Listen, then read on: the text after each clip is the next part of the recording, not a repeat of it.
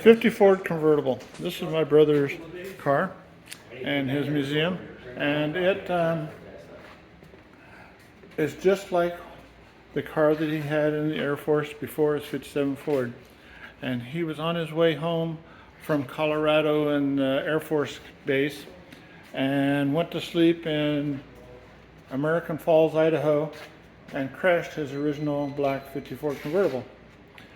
Well, wind the clock up 50 or 60 years, and he's at the Portland swap meet, and this 50 Ford convertible's there.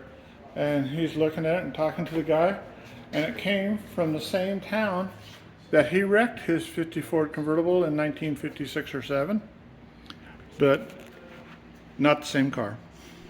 Hope you liked the video and watched the whole video to the end. Thank you. 50 Ford convertibles, or 50 Fords period, were kind of like 55 to 7 Chevrolets in their day. They were very, very popular amongst everybody.